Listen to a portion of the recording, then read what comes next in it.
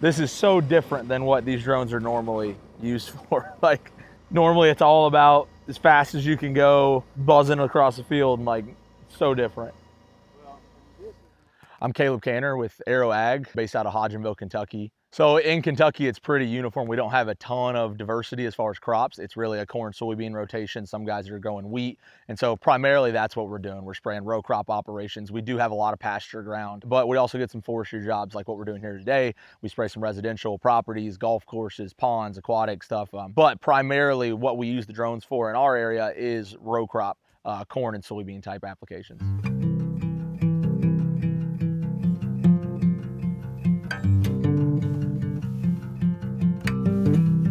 So anyone living in the South knows kudzu is a huge problem. It was actually kind of introduced intentionally as for erosion control, right? It was put into steep slopes. I was telling some guys earlier, my dad was a wildlife biologist back in the 80s, and they were planting kudzu on right-of-ways and whatever it was, they were planting kudzu to try to manage erosion. I don't think we had any idea how out of control it was gonna get. And so really, like we were saying, if you drive down the road here every 100 yards, you can see just a property that's completely overwhelmed with it. It's growing on houses, it's up over the trees, it's killing the trees, it's really everywhere. And there's really not a good way to spray it. This property we're spraying today has already been sprayed last year, so we're kind of doing the follow-up application, so it's not as bad. But typically it's so thick that you can't really walk through it. The guy we're spraying for, Chris, was telling me that they had priced a backpack spraying company to come, and they priced them at $1,500 an acre to spray it. And so on a 100-acre property like this today, that's not really a feasible option. My name is Chris Osborne. I'm a forester with Kentucky River Properties based here in Hazard, Kentucky. On quite a bit of our holdings, we have an issue with invasive species such as kudzu. Kudzus can be prevalent anywhere in Kentucky, but it's particularly problematic in eastern Kentucky. The reason being is our topography is a little bit different, where we've got a little bit steeper hills, which can make it difficult to implement some other treatment practices such as mowing or livestock. A lot of people will tell you to use goats, which is a great idea if you got a little 2-acre patch in your yard, but putting goats in a fenced-in area on this is next to impossible, especially when you consider where you're at and the types of predators and things that would be out here that would be getting to those goats as well. The spray drone, we actually did a test last year, and we have some awesome like before and after data that see it did a very, very good job controlling it. We got almost complete coverage in areas, even up and over trees, which no ground equipment's able to spray up and over trees like a drone can. And so we're really excited about the results we saw, and excited to kind of continue doing that for people. Today we're spraying whetstone, which is a generic form of milestone. So the milestone that we're spraying is label rated for kudzu and for both Japanese knotweed, which Japanese knotweed was one of the species that came in here after we treated last year's kudzu. So this kind of gave us the joint compatibility to be able to treat both species at the same label rate of 7 ounces per acre. Last year we made an application with the DJI T40 drone. That drone, it seemed to function fairly well, but one of the issues we ran into was particularly as we dealt with the tree lines. And I told those guys, I was like, look, like I know the drones everyone's flying. I was like, it will not be able to spray that. There's no way. The EAVision stuff's the only one that's gonna be able to spray this. Right. When we first, we weren't looking to bid it. Yeah. We were like, look, we're not fishing wildlife. Yeah. We want to find somebody willing. Yeah. Give us a price and let's try this thing. Yeah. If you've got the technology and you're willing to come, let's do it. We've kind of found a great niche for this product, the EAVision line, specifically because the terrain following and the obstacle avoidance is so much better than what we had on previous drone models. We're really able to do some things here that we never would have been able to do before. I mean, we're running this thing open on, fully autonomous on these hills and around trees, and we're not marking any obstacles. We're not doing any 3D flight planning.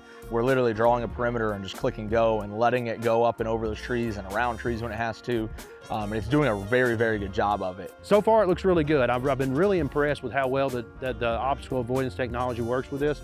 My understanding is that the LiDAR avoidance as well as the radar, with those two coupled together, I think creates a really nice redundancy system that's creating that extra level of protection that we need as we're not only flying up slope, but also flying into obstacles. So it's gonna have to, the ability to follow the terrain follow feature, I think is just incredible.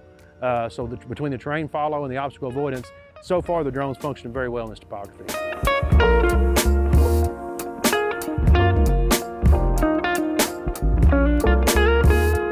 So I'm actually a little different than most people in this industry. I come into this from an engineering background. So my background is in drones, not in agriculture, right? I did a bachelor's and master's in mechanical engineering at University of Kentucky.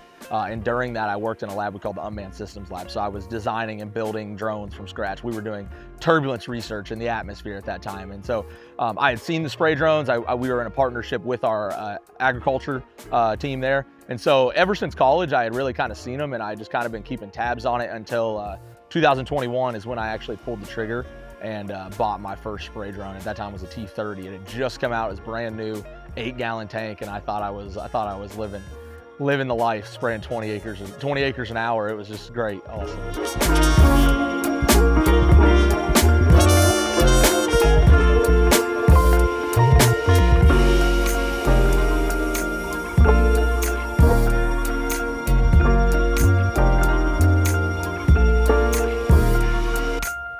We're 4 hours away from here, and we're getting called to come down here to spray this. And in my mind, that should tell everyone, like, there is a huge demand for kudzu. Like we said, you drive down the road and you see every other house is almost covered in kudzu.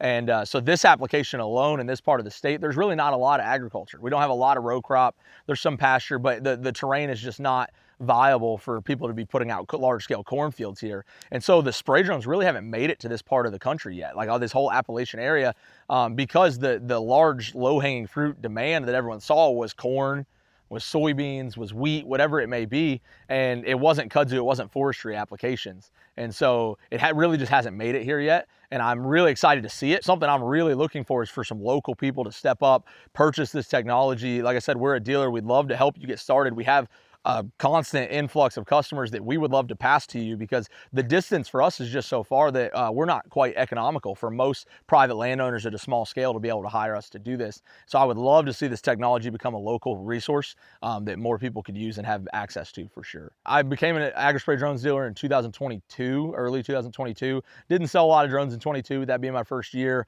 Really kind of picked it up after that spray season. Once we slowed down, I really picked up the sales there. And like I said, I think I've been one of the longest dealers with Agri-Spray, and it's been an awesome relationship, honestly. Like when I first started, I know Taylor was there, and I think Kit started right after I did. And other than that, I think pretty much everyone at Agri-Spray has come after that point. And so it's been a great relationship. Obviously, in this market, there's been a ton of things going back and forth with the legislations, things that are happening. It's really kind of been an unstable, uncertain environment, but I'm really happy that I've had someone like Agri-Spray that is like very involved in those conversations and very much at the forefront of those conversations to kind of be someone to help me have stability through that, right? And so it's been a great partnership for me. I know I tell everyone that I feel more comfortable selling drones to people knowing that I have Agri-Spray backing me, right? Like we have a great tech support team. We do everything we can to support our customers, but I know that in the event that something happens that I don't know or I can't solve, that I'm just a phone call away from an even larger team that's seen even more than we have and can absolutely help me through pretty much any issue that I'm gonna have. So if you're interested in getting your own drone to spray this stuff, or if you're interested in just having us come back and spray, if you could have enough acres for us to make the trip down, we'd love to do it for you. Give us a call